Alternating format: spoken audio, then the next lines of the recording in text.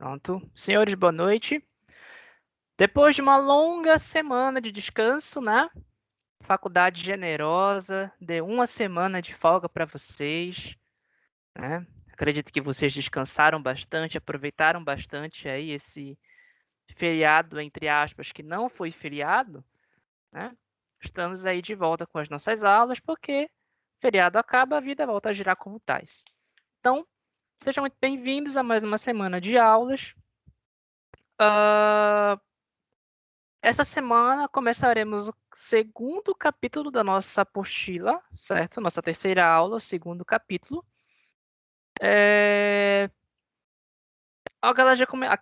Aqueles avisos básicos de sempre. Nós ainda não temos previsão de retorno das aulas presenciais. Seguimos aí sob quarentena, né? Quase em lockdown aí da vida. Então, até agora não há nenhum cenário otimista para que nossas aulas presenciais retornem. Então, seguimos aqui com as aulas no Teams até orientação melhor nesse sentido, certo? Outra coisa importante, estimulem os colegas de vocês que vocês sabem que ainda não estão aqui, que não fizeram rematrícula, né? Estimulem os colegas de vocês a fazer rematrícula, é algo muito importante, né? Eu gosto sempre de dizer que isso tudo que está acontecendo, claro que já tem bastante tempo, né? Daqui a pouco é um ano de quarentena que a gente está vivendo. Isso tudo é passageiro, isso não vai durar para sempre e a gente não pode parar as nossas vidas em razão aí de uma pandemia que, apesar de um pouco mais longa do que o normal, é uma pandemia passageira, né? E agora que a vacinação começou, mesmo a passos muito curtos, é algo muito... o fim da pandemia é muito mais próximo do que antes, né? Então, hoje, com um pouquinho mais de organização, né, com um pouco mais de foco e com esse horizonte aí que é esperançoso com relação ao retorno das nossas vidas normais, por assim dizer, né? Eu acredito que não deve demorar muito até que a gente tenha aulas presenciais novamente, mas, né, todos os cuidados aí são muito importantes, vocês estão carecas de saber disso. Então, estimulem os amigos, colegas de vocês que ainda não fizeram rematrícula, que eles façam a sua rematrícula, né? Vocês já estão indo aí para o meio do curso de vocês, né? Um curso de 4 anos, vocês estão no segundo ano. Então, vocês já têm aí metade do caminho andado e não vale a pena parar agora, né? Perder um semestre, 2 semestres em razão de algo que é passageiro, certo? Pois bem, hoje a gente começa... Como eu falei no começo da aula, começamos o nosso segundo capítulo da apostila, que é o ambiente operacional, né, do administrador financeiro e da própria empresa. E para a gente falar um pouco sobre isso, a gente tem que entender alguns aspectos que são muito comuns, né? Então, qualquer aí que seja o tipo de empreendimento, seja uma indústria, um comércio, uma prestador de serviços, uma financeira, né? Seja qualquer que seja o tipo de origem do capital, né? Uma empresa privada ou um órgão público, qualquer que seja o tamanho desse empreendimento, se é empreendimento grande, se é empreendimento pequeno, né? Qualquer que seja a finalidade desse empreendimento, se tem fins lucrativos, se não tem fins lucrativos, sempre vai ter lugar para um gestor dos ativos financeiros desse empreendimento. Então, esse gestor financeiro, né, esse administrador financeiro, ele se configura, ele se caracteriza como um profissional que se dedica, né, a uma gama de tarefas financeiras dessa empresa, que são muito voltadas para o planejamento financeiro, o fluxo de caixa, a gestão e a concessão do crédito para os clientes, a avaliação de projetos de investimento, captação de recursos, né, a alocação desses recursos, né, nas operações que vão gerar caixa. Então, são atividades muito complexas, né, que não é qualquer pessoa que vai saber fazer, Não é porque, assim, tipo, se administrar dinheiro na minha casa, sou um administrador financeiro, eu consigo gerir o ativo financeiro de qualquer empresa. Então, há uma diferença muito grande. Até mesmo pelo sentido da complexidade do tamanho, né, que existe entre, por exemplo, a minha casa, né, e uma empresa gigantesca como, sei lá, a Coca-Cola, a Microsoft, a Apple, enfim, qualquer outra dessas empresas grandes aí que vocês podem conhecer e ter como referência de alguma forma para vocês, certo? Então, por conta dessa complexidade, passou a aumentar, né, a importância do administrador financeiro e tudo aquilo que ele faz. E, por consequência, né, o administrador financeiro ele tem assumido posições cada vez mais privilegiadas dentro dos organogramas das empresas, né? É sempre interessante até mesmo para algum público, eu falo isso por ser servidor público também, né, que tem alguém, uma pessoa que ocupe uma figura de gestão financeira, né? Então vai existir alguém ali que vai dizer, ó, esse recurso aqui é para tal destino, esse é para tal destino, precisamos captar tanto, precisamos investir tanto, precisamos gastar tanto, né? Então, com o passar do tempo e com esse olhar mais inclinado das empresas para a necessidade de gestão financeira, o administrador financeiro então passa a ter, aos poucos e com o passar do tempo, um papel essencial, até eu diria, dentro das organizações, no sentido justamente de fazer essa gestão financeira, né, cuidar do ativo, porque a gente sabe que muitas empresas vão à falência justamente porque elas não conseguem gerir os seus ativos financeiros, né? Muitas vezes gastam mais do que têm, muitas vezes não conseguem obter o lucro que elas precisam. Então, o administrador financeiro vai entrar justamente aí, né? Na questão de ajudar o administrador geral, né? Será que entrou? Alguém está entrando aqui na chamada. Então, o administrador financeiro ele vai ser aquele que vai dar o norte justamente para o administrador geral da empresa na gestão do recurso e aonde ele entende que é ou não é adequado, né? Não é adequada a aplicação de um determinado recurso que a empresa pode ter, né? Então, outra questão que embasa muito, que dá muita, como é que eu posso dizer, que dá realmente muita justificativa, né? Vou colocar dessa forma, que dá muita justificativa para esse ambiente, né? Para esse pano de fundo do administrador financeiro, né? E da organização dessas atividades, é justamente a própria globalização das atividades da empresa. Então, todos os dias, mais negócios e mais negócios e mais empresas são feitos no mundo todo, né? E isso tudo com a facilitação, né, com a facilidade de mecanismos que hoje em dia são muito utilizados, como, por exemplo, a internet, né? A internet, se você for pensar na dimensão da internet, ela tem um tráfego de dados absurdo, né? Seja aí pelas mais diversas formas, né? Você tem imagens, textos, planilhas, vídeos, músicas, enfim. E a internet ela vai facilitar mais vendas, mais compras, mais investimentos, né? E, não menos importante, um fluxo maior dos recursos entre as mais diversas nações que estão aí empenhadas no comércio mundial. Então, esse administrador financeiro, ele vai interagir com um complexo conjunto de instituições financeiras, né, que são dotadas de instrumentos financeiros que possibilitam a transferência de recursos os ofertadores últimos e os tomadores últimos que demandam recursos financeiros, quer dizer, que estão em posição de déficit e buscam esses recursos no mercado. Pessoal, é extremamente importante que vocês utilizem o login de vocês para entrar aqui nas aulas, tá? Todos vocês têm login por onde vocês podem ter acesso ao Teams, às aulas, ao portal, tá?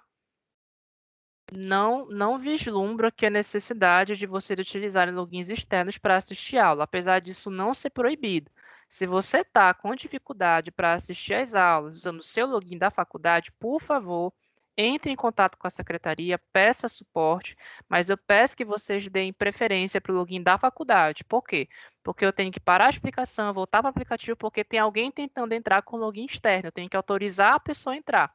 Quebra a minha explicação, quebra a linha de raciocínio, eu tenho que parar de falar e todo mundo pensa que a chamada caiu. Então, peço a vocês encarecidamente, por favor, se você está com problema, está com dificuldade para usar o login da faculdade para assistir aula, por favor, entre em contato com a secretaria e peça suporte deles para você utilizar o seu login da faculdade para assistir aula, tá bom? Então, aqui voltando. Justamente o ponto que eu havia colocado aqui, os ofertadores últimos e os tomadores últimos. Quais são os sentidos? Qual é o sentido, né, de você ter ofertadores últimos e tomadores últimos? O que isso quer dizer? Quando a gente fala de ofertadores últimos, a gente está falando daqueles que estão em posição de superávit financeiro, né? Ou seja, são aqueles que dispõem de recursos e que estão dispostos, né, a cedê-los sob a forma de empréstimo ou de investimento. E, por outro lado, nós temos os tomadores últimos, que são aqueles que vão demandar, que vão requerer esses recursos financeiros. Então, são aqueles que estão em posição de déficit, que buscam esse recurso no mercado. Por exemplo, né, vamos imaginar aqui que vocês todos são sócios, né? Como resolveram abrir uma empresa agora todo mundo junto, sei lá, vamos pensar aqui, resolveram abrir uma rede de hotéis, né? Só que aí perceberam que o dinheiro não é tanto assim para aquilo que vocês têm em mente para o empreendimento de vocês. Só que aí tem uma empresa, né? Uma grande empresa nacional que ficou interessado, que viu o empreendimento de vocês e achou isso muito interessante, né? As ideias que vocês trazem para o local. E aí pensou assim, eu vou investir nessa empresa. Então, o que essa grande empresa faz? Ela vai injetar dinheiro, ela vai investir dinheiro no seu empreendimento, no empreendimento de vocês, né? Para que vocês tenham capacidade de fazer aquilo que vocês têm em mente. Então, claro que o investimento tem que ter algum retorno, né? É igual a vocês aqui. Vocês estão, né, numa instituição de ensino superior, estão investindo uma quantia mensalmente, né, para que vocês tenham em troca, entre aspas, né, para que vocês tenham daqui a 4 anos, né, um diploma de bacharel em administração. A ideia é mais ou menos essa, né? A faculdade te oferece a possibilidade, né? A instituição de ensino te oferece a possibilidade de você ter uma graduação. Você, por outro lado, né, tem ali o recurso para investir. Você investe esse recurso para você ter um retorno lá na frente. Então, na empresa, isso é um pouco parecido, né? No âmbito empresarial. Então, você, com o seu empreendimento, necessita de recursos, você vai em busca desses ofertadores, essas empresas, né? Esses administradores, esses empreendimentos que, em posição de superávit financeiro, têm esses recursos para oferecer para você, seja te emprestando ou investindo em você. Na maioria dos casos, o que é muito comum, para duas situações. Primeiro, o empréstimo. O empréstimo ele é mais comum para instituições de fato financeiras, né? O banco, por exemplo, tem bancos de desenvolvimento, agências de fomento. A gente vai entender isso daqui a pouquinho. E para os investimentos, a gente vê as grandes empresas, né? A gente pode visualizar isso de uma forma mais visível na Bovespa. São Paulo, por exemplo, é o centro dos investimentos, por assim dizer, no Brasil, né? Porque é onde geralmente ficam sediadas as grandes empresas, inclusive as multinacionais, e é por isso que lá você consegue visualizar com muito mais facilidade esse mundo de investimentos. Para cá, por exemplo, isso não é muito comum. Dificilmente, raramente, quase nunca, você ouve alguma pessoa aqui ou alguma empresa falar de investimentos. É muito difícil, né? Para ir para fora, para outros estados, especialmente as regiões mais desenvolvidas do Brasil, né? Sudeste, Sul, até um pouquinho do Centro-Oeste ali valendo, você já consegue observar e visualizar melhor a questão do investimento,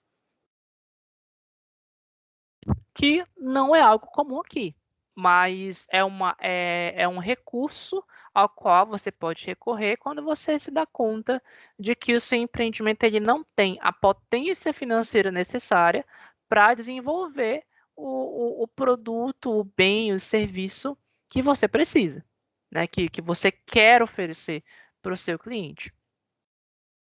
Então, entre esses ofertadores últimos e entre esses tomadores últimos, vai nascer, né, a figura do intermediário financeiro. Então, esses intermediários financeiros, eles são componentes importantíssimos do sistema financeiro e por meio das suas instituições,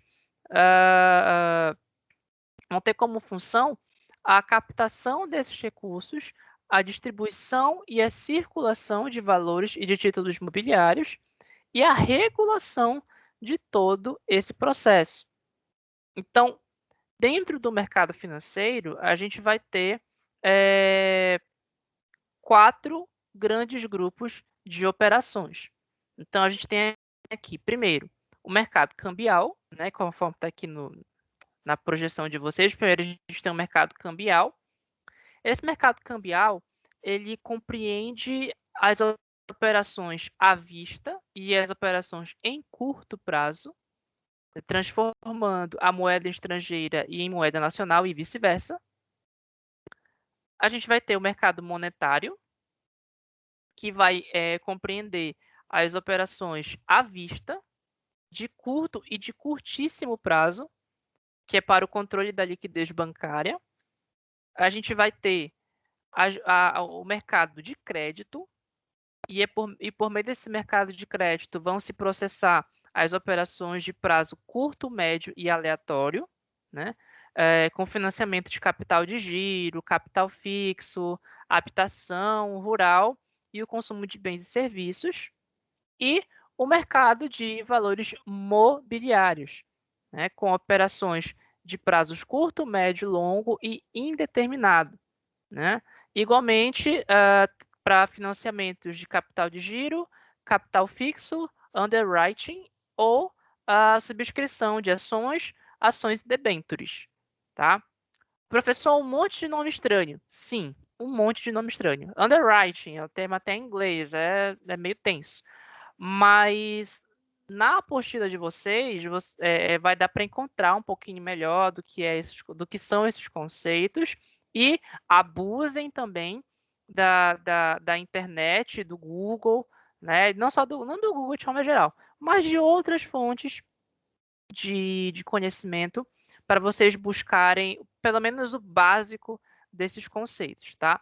Não se preocupe que a gente não vai se aprofundar no que é cada uma dessas coisas.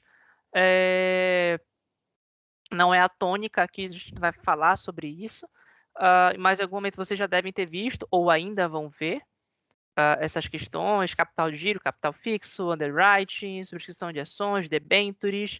Vocês vão ver isso tudo em algum momento da vida de vocês, seja na faculdade ou fora dela. A gente não vai se debruçar sobre isso, então não se preocupem em entender tanto, mas eu estimulo a curiosidade em entender o que é cada uma dessas coisas, certo? E aí, a regulamentação governamental desses mercados, esses 4 que a gente acabou de mencionar, ela é feita pelas autoridades monetárias.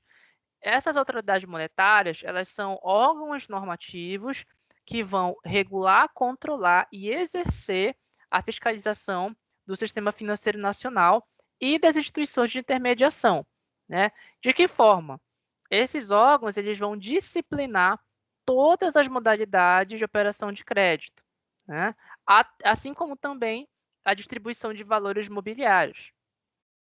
E aí a gente tem alguns exemplos aqui. Então, autoridades monetárias do país, quais são? A gente tem o Conselho Monetário Nacional, o Banco Central do Brasil, que é o Bacen, o Tesouro Nacional e a Comissão de Valores Monetários. E aí as normas e a disciplina operacional, elas vão ser impostas a esse sistema por meio de resoluções, circulares, instruções, atos declaratórios, que podem, né, vir direta ou indiretamente dessas decisões do Conselho Monetário Nacional. Então, a esse Conselho e ao Banco Central cabe um conjunto de atribuições que são relacionadas especialmente à adaptação do volume de meios de pagamento, que na forma mais simples é conhecido por M1, e isso vai compreender os depósitos à vista do público nos bancos comerciais, somados ao total do papel moeda em poder do público. Então, aqui, na apostila de vocês, a gente tem aqui algumas das principais atribuições dos órgãos que compõem as autoridades monetárias do país, né? Conselho Monetário Nacional, Banco Central do Brasil, Tesouro Nacional e Comissão de Valores Monetários. É isso mesmo? É isso mesmo. Então, a gente não vai se debruçar em cima disso aqui porque é muita teoria, né? Eu vou usar português, claro, muita teoria chata. Então, não vamos nos debruçar sobre isso aqui. Mas depois vocês, novamente, eu estimulo a curiosidade de vocês em olhar isso aqui depois, tá? Tem aqui as atribuições principais, né, do conselho. Tem um conceito de cada um, né? Está explicando o que é o Conselho Monetário Nacional, está explicando o que é o Tesouro Nacional, o Banco Central do Brasil, né? Tá tudo bem explicadinho aqui.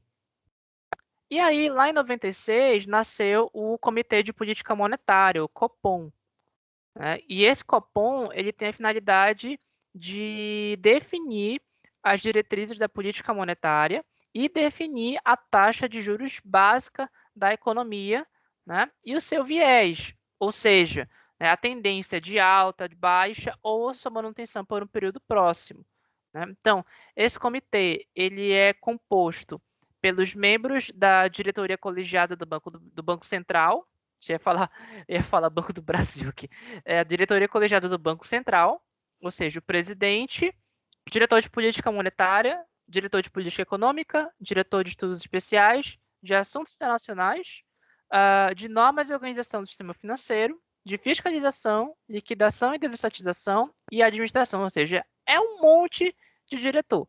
Mas o voto decisório, né, no caso de empate em alguma decisão, sempre é do presidente do Banco Central.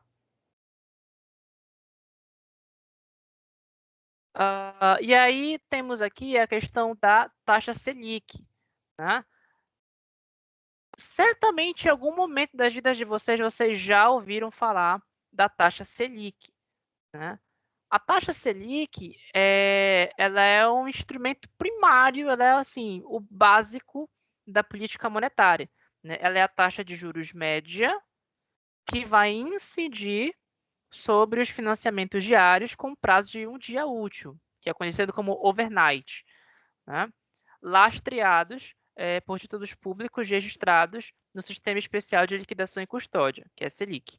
Então, o Copom, que é o Comitê de Política Monetária, estabelece a meta para a taxa Selic, e aí é função da mesa de operações do mercado aberto do Banco Central manter a taxa Selic diária próxima da meta.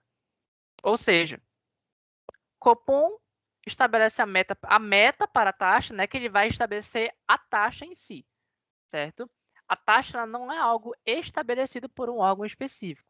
O Copom cria a meta para a taxa, ou seja, o Copom pensa, eu entendo, né, que a gente pode manter uma meta para manter a taxa Selic nessa média aqui, nesse patamar aqui.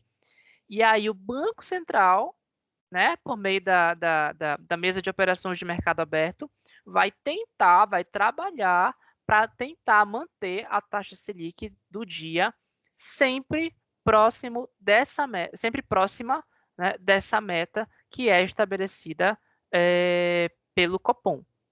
Ou seja, os dois têm funções aí um pouco diferentes. Então, considerando a importância, né, da Selic aí na economia, já que ela é como uma baliza, ela é a que define, né, as taxas de juros que são praticadas em todo o mercado financeiro, é por isso que a Selic é reconhecida como a taxa básica de juros da economia, né, e também como o custo primário do dinheiro, né? Então, também menciona aqui a questão do conselho, da Comissão de Valores Mobiliários, tem tudo bem explicadinho aqui para vocês, né? E aí, quando a gente passa para estender um pouco, né, alongar um pouco a compreensão de tudo isso, a gente verifica que as instituições financeiras captadoras de depósito à vista, elas compreendem os bancos comerciais e múltiplos com carteira comercial, a Caixa Econômica Federal e as cooperativas de crédito, né? Então percebam que a Caixa Econômica Federal ela não é um banco comercial em si. Percebam que ela é classificada à parte, né? Daqui mais a pouquinho a gente vai entender um pouquinho dessa diferença, tá? Que a gente pensa assim, a gente vê bancos públicos, por exemplo, a Caixa Econômica e o Banco do Brasil, que são bancos públicos. E por que a Caixa está sendo mencionada aqui separada? Ela não é um banco comercial? Tipo, a gente vai entender um pouquinho do motivo dessa separação, tá? Então, outras instituições financeiras que a gente pode pensar: bancos múltiplos sem carteira comercial, banco de investimento, banco de desenvolvimento, sociedade de crédito, agência de fomento, companhia hipotecária, é um monte de coisa que também pode ser mencionada aqui, né?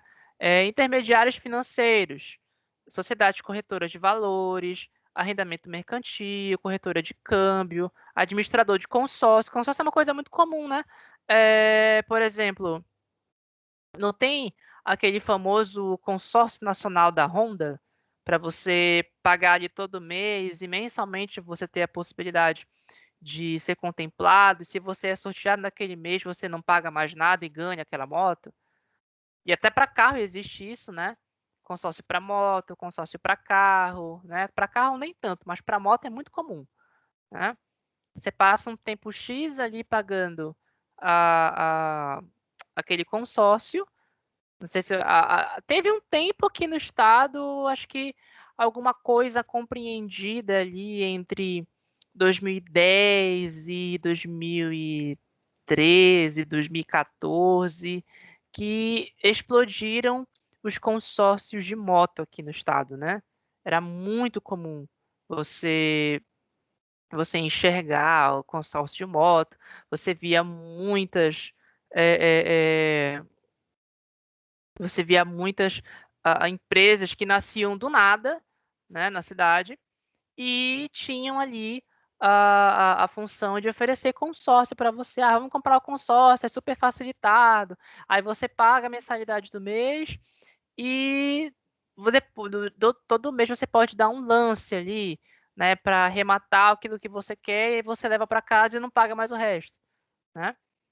Aí, no meu entender, é um pouco de sorte, né? Porque tem gente que às vezes paga só a primeira mensalidade, é contemplado, e não paga mais o resto do produto.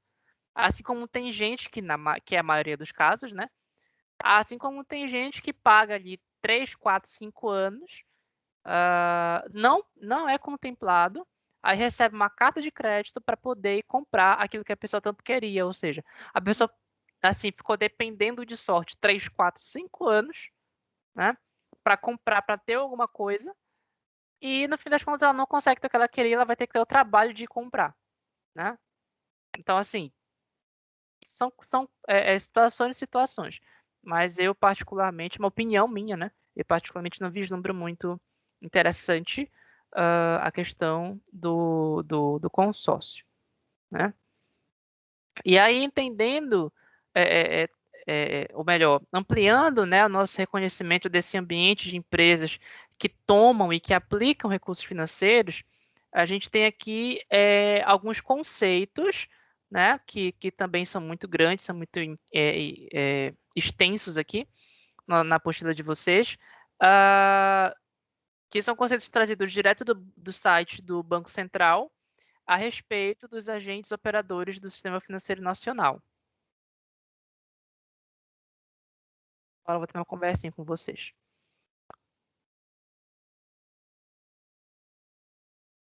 E aí nós temos aqui alguns agentes operadores do Sistema Financeiro Nacional, né? Tem vários conceitos aqui, né? Tem muita coisa se você for parar para olhar, mas eu queria trazer para vocês aqui a questão da Caixa Econômica. A gente vai chegar nela, tá?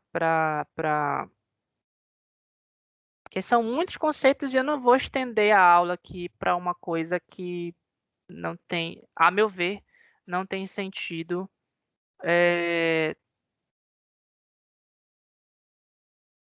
Essa visão de consórcio está um pouco deturpada? Pois, adoraria um dia, depois que a pandemia acabar, a gente senta e conversa e você me explica melhor.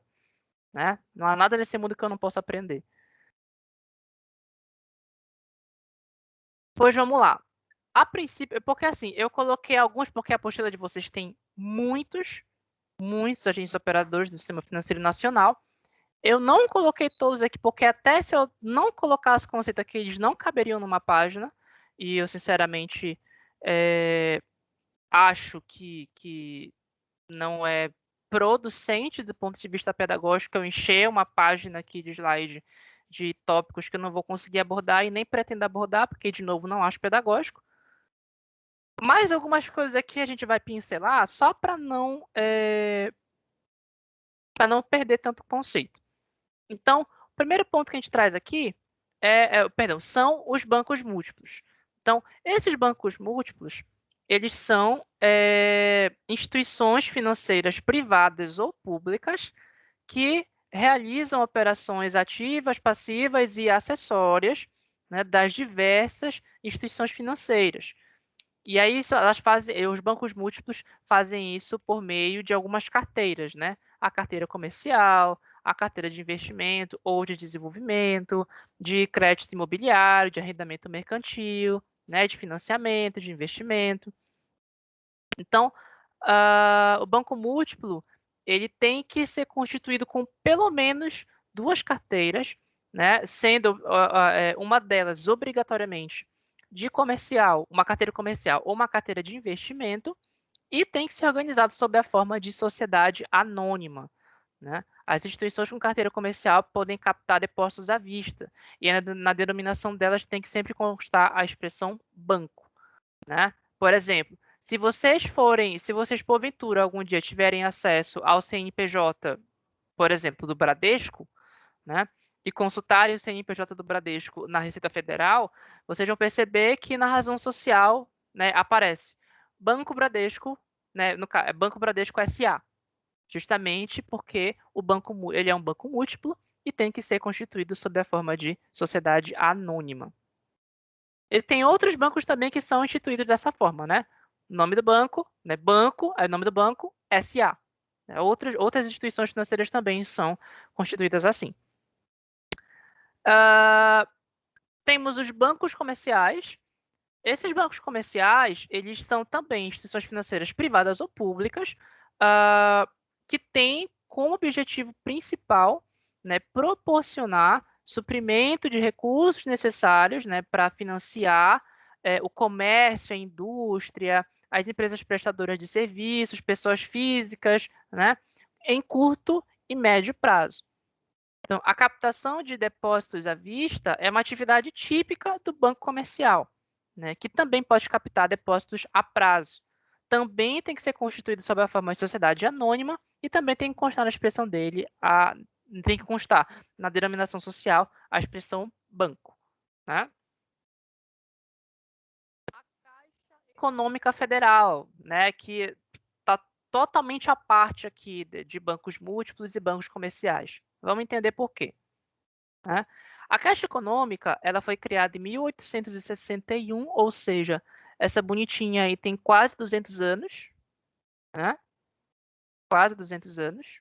Pelas minhas contas, se eu não estiver errado, eu vou até abrir a calculadora aqui para fazer isso, porque eu não quero passar vergonha na minha aula. 159 anos, eu sou formado em humanas. A Caixa, ela foi criada por um decreto-lei de 1969, ou melhor, regulada, ela foi criada em 61 e regulada pelo decreto-lei 759 de 1969. A Caixa, ela é uma empresa pública vinculada ao Ministério da Fazenda. Então, ela é uma instituição semelhante aos bancos comerciais, ou seja, ela pode captar depósitos à vista, realizar operações ativas e fazer prestação de serviços. Só que uma característica distintiva da Caixa é que ela prioriza a concessão de empréstimos e financiamentos a programas e projetos na área de assistência social, saúde, educação, trabalho, transportes urbanos e esporte, né? Então, eis aí, né, a diferença da Caixa para os bancos comerciais e os bancos múltiplos, né? Como o próprio está dizendo aqui, ela é semelhante a um banco comercial. Só que, diferentemente de um banco comercial, a Caixa vai priorizar essa concessão de empréstimos e financiamentos para esses programas e projetos, certo? Ela pode operar com crédito direto para o consumidor, financiar algum bem de consumo durável, né? Emprestar sob garantia de penhor industrial e com calção de títulos, né?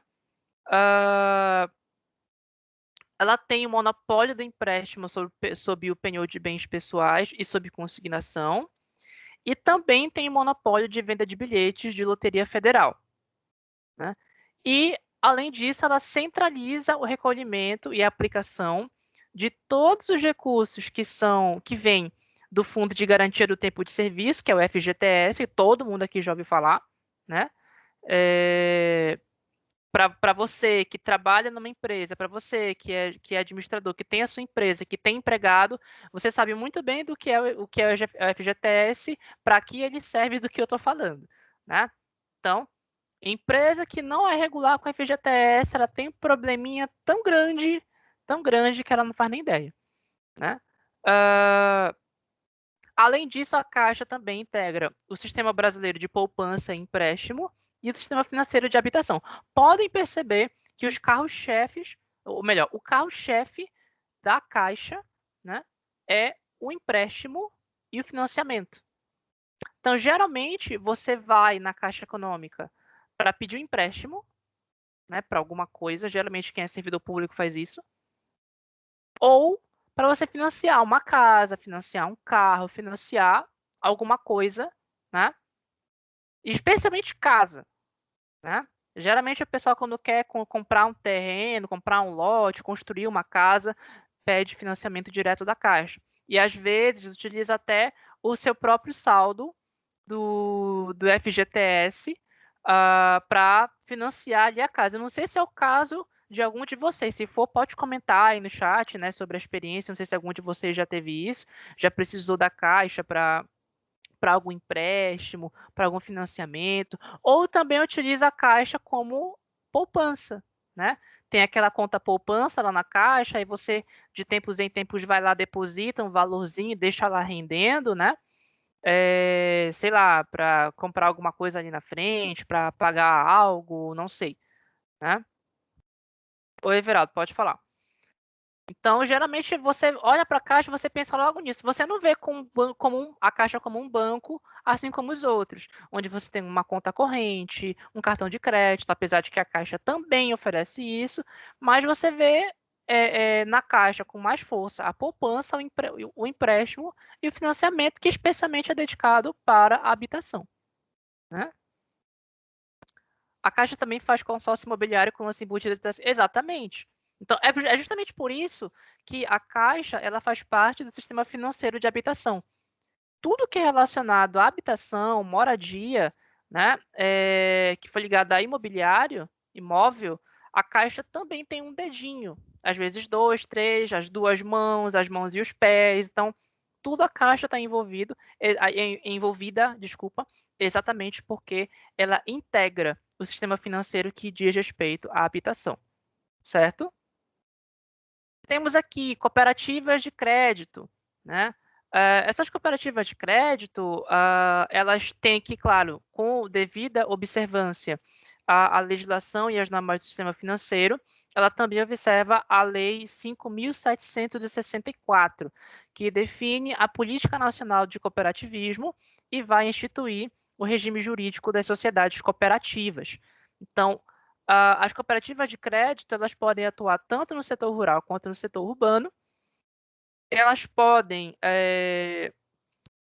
se originar de uma associação de funcionários de uma mesma empresa ou de um grupo de empresas, de profissionais de um certo segmento, de empresários, ou podem adotar a livre admissão de associados em uma determinada área de atuação sob algumas condições.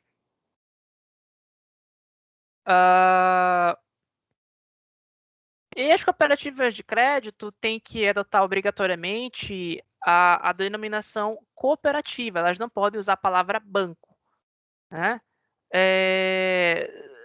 Elas têm que ter o número mínimo de 20 cooperados e adequar a sua área de ação, né, as possibilidades de reunião, de controle, operações e prestações de serviços.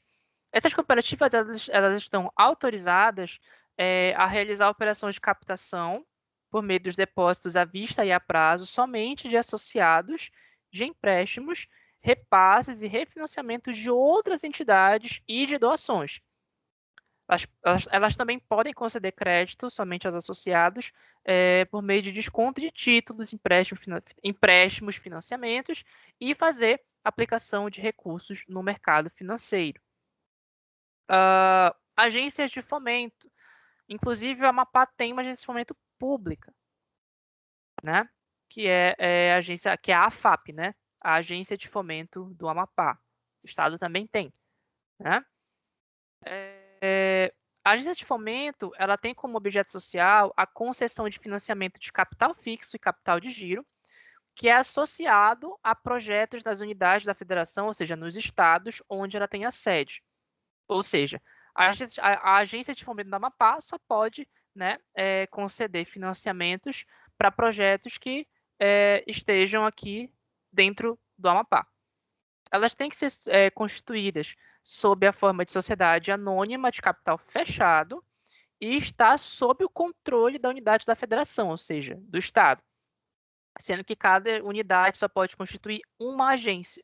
Então, a agência de fomento ela tem um status de instituição financeira, mas ela não pode captar recursos junto ao público, não pode recorrer ao redesconto, não pode ter conta reserva no Banco Central, não pode contratar depósitos interfinanceiros na qualidade de depositante ou de depositária, e também não pode ter participação societária em outras instituições financeiras. Certo? Então, dessa denominação social tem que constar a expressão agência de fomento acrescida da indicação da unidade da Federação Controladora. Por isso que aqui é chamado Agência de Fomento do Amapá. Então, não pode ser transformado em qualquer outro tipo de instituição que integra o SFN, que é o Sistema Financeiro Nacional. Outra que nós temos aqui, associações de poupança e empréstimo, né? Essas associações de poupança e empréstimo são constituídas sob a forma de sociedade civil, que é de propriedade comum dos seus associados. Então, as operações ativas dessas associações basicamente são direcionadas para o mercado imobiliário e ao sistema financeiro de habitação do qual a Caixa Econômica faz parte. Né? Só um momento. Certo. E as operações passivas são constituídas de emissão de letras e de cédulas hipotecárias. Né? Também depósito de caderneta de poupança, depósitos interfinanceiros e empréstimos externos. Então, os depositantes dessas entidades, eles são considerados acionistas da associação e, por isso, eles não recebem rendimentos, eles vão receber dividendos. Tem essa pequena diferença. Né? Então, os recursos dos depositantes são classificados no patrimônio líquido da associação e não no passivo exigível. Né? Tem uma resolução do Conselho Monetário Nacional que fala sobre isso. Temos aqui os bancos de desenvolvimento, né? Que são instituições financeiras controladas pelos governos estaduais e tem como objetivo propiciar, né, esse suprimento oportuno, adequado dos recursos que são necessários ao financiamento de programas e de projetos que tentem promover o desenvolvimento econômico e social do Estado. Isso em médio e longo prazos. Eles têm que ser constituídos também sob a forma de sociedade anônima, com sede na capital do Estado, que tiver seu controle acionário, né? E ter a expressão de banco de desenvolvimento, né? Em seguida do nome do Estado que tenha sede. Eu não sei dizer para vocês, não tenho como confirmar a informação de que o Amapá, a nível de Estado, tenha banco de desenvolvimento, certo? Não sei confirmar isso para vocês, mas é algo que eu posso ver posteriormente, tá? E o famoso Banco Nacional de Desenvolvimento Econômico Social, que é o BNDES, né, que para quem nunca ouviu falar, certamente ali na época do escândalo do mensalão, deve ter ouvido mencionar várias vezes, né, a corrupção que acabou envolvendo aí o BNDES também. Então, esse BNDES ele é uma empresa pública federal e foi criado em 1952 como uma autarquia. Esse BNDES ele é um órgão vinculado ao Ministério, né, do Desenvolvimento, Indústria e Comércio Exterior, que eu acho que certamente esse ministério ele já não está mais nessa nomenclatura, porque o atual governo federal mudou um monte de ministério, eu acho que não está mais nessa nomenclatura. Eu não sei confirmar para vocês em que ano foi atualizada essa apostila. E o objetivo do BNDES é justamente apoiar os empreendimentos para que eles contribuam para o desenvolvimento do país. E aí ele tem algumas linhas de apoio, né, que vão contemplar o financiamento de longo prazo, né, vão contemplar os financiamentos de longo prazo e os custos competitivos para o desenvolvimento de projetos de investimento e para a comercialização de máquinas e equipamentos novos que sejam fabricados no Brasil. Né? E também, claro, para dar um apoio nas exportações brasileiras, ou seja, em tudo aquilo que o Brasil produz e vende para outros países. Né? Vai contribuir também para o fortalecimento da estrutura de capital das empresas privadas e o desenvolvimento do mercado de capitais. E com relação ao BNDES, existe uma subsidiária integral, que é o BNDES Par. Né? E esse BNDES Par, ele investe em empresas nacionais por meio da subscrição, de ações e de debêntures conversíveis. Então, o BNDES ele entende que é muito importante, no momento da execução dessa política de apoio, a observância de alguns princípios ético-ambientais e assume o compromisso com os princípios de desenvolvimento sustentável. As linhas de apoio financeiro, os programas do BNDES, eles atendem às necessidades de investimento das empresas de qualquer porte, de qualquer setor que estão estabelecidas no país. E aí algumas parcerias com instituições financeiras, né, com agências que estejam estabelecidas em todo o Brasil, vai permitir, né, a disseminação do crédito. E aí isso vai possibilitar um acesso maior aos recursos do BNDES. Então, o que a gente observa na prática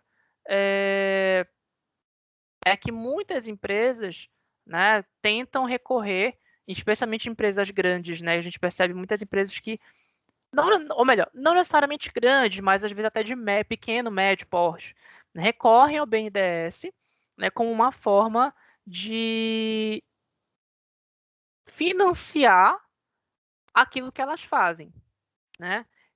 E sendo que isso que elas fazem, o produto que elas entregam, o bem, o serviço, né, de alguma forma tem que contribuir para o desenvolvimento do país. Então, por isso que o BNDES ele acaba focando um pouco mais na questão de empresas que produzem bens, que produzam bens, que produzam materiais, que produzam serviços, que possam garantir o fluir, né, que a economia flua, né, especialmente no que diz respeito às exportações, ou seja, tudo aquilo que o Brasil vende para outros países.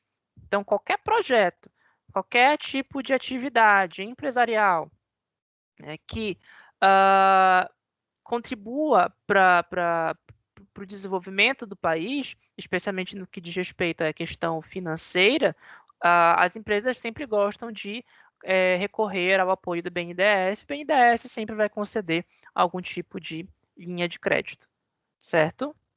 A Amapá não tem banco de desenvolvimento, apenas bancos múltiplos e cooperativas de crédito, Sicoob e Sicredi. Né? O Sicoob eu já tinha conhecimento, o Sicredi eu não tinha ouvido falar ainda. Mas é porque, às vezes, a gente não tem muito hábito de ouvir falar dessas coisas, né? Porque não são, as atividades desses órgãos não são difundidas, né? Só para vocês terem uma ideia, o estado do Amapá, ele tem, assim como ele tem a companhia de água e assim como ele tem a companhia de energia, de eletricidade, ele tem uma companhia de gás. E pouca gente ouve falar sobre isso, né? Então a gente não ouve, por exemplo, a gente falar da Gasap, que é justamente a companhia de gás do estado do Amapá. Acho que vocês certamente, se alguém aqui ouviu falar de Gasap, assim, ganhou na loteria. Eu nunca tinha ouvido falar até certo tempo atrás. Então, o que acontece muitas das vezes é que esses órgãos, eles existem, essas autarquias, essas empresas públicas existem, mas muitas vezes elas não têm o devido reconhecimento das suas atividades, né? Então, cabe aí a nós a exploração, né? Nesse sentido do conhecimento. Senhores, vocês querem perguntar alguma coisa? Ficou alguma dúvida? Querem fazer alguma colocação extra?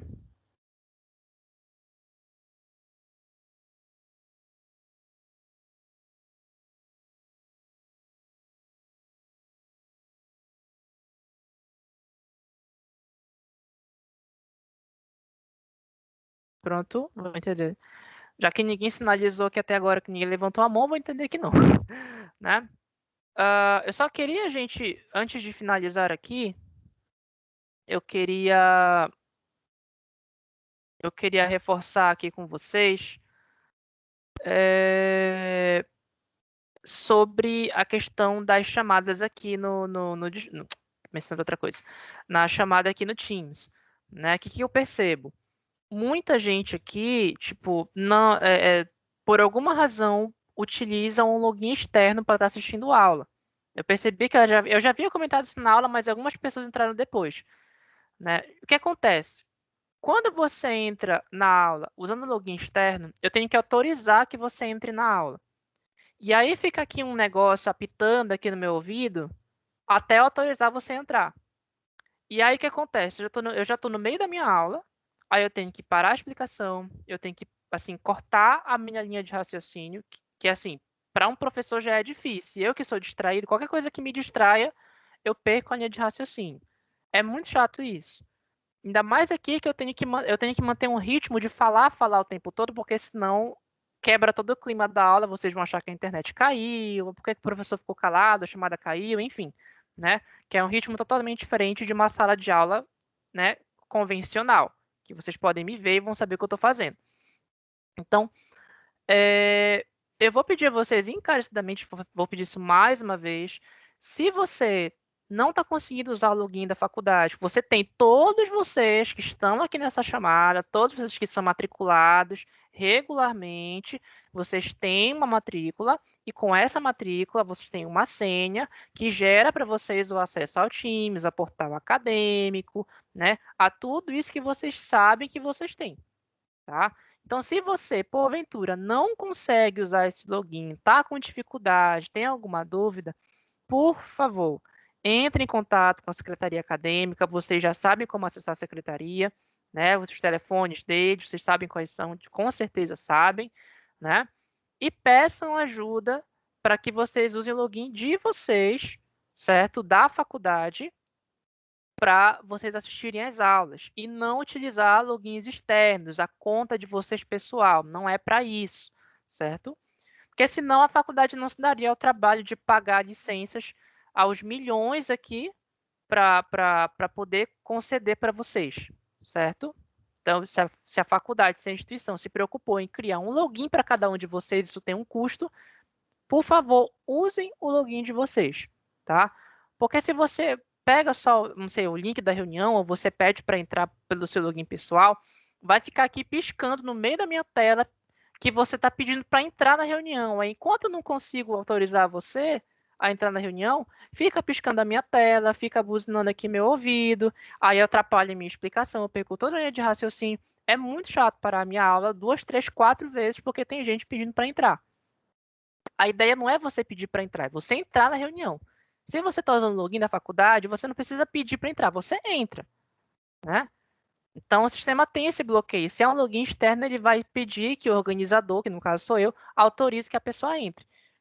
Então, para evitar que a gente quebre o ritmo da aula, para toda vez autorizar alguém para entrar na reunião porque não está usando o login da faculdade, por favor, se você está com dificuldade, é de graça, liga para a secretaria, conversa com eles, vê se você, porque eu não sei como é que instala o aplicativo, né? Eles vão orientar vocês, até eu posso, né, mandar o link aqui do aplicativo para Android, para iPhone, para computador, enfim, tá? Mas façam esse esforço, porque senão eu fico me limitando a 3, 4, 5 vezes durante a minha aula ter que parar de raciocínio e perder o fio da meada da explicação porque eu tenho que autorizar a gente para entrar, tá?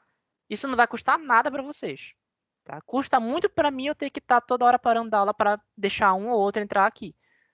Mas se vocês fizerem esse esforço, tipo, de 10, 15 minutos, vocês tentarem entrar em contato, pedir ajuda e configurar o aplicativo direitinho, não vai ter dor de cabeça para ninguém, tá bom?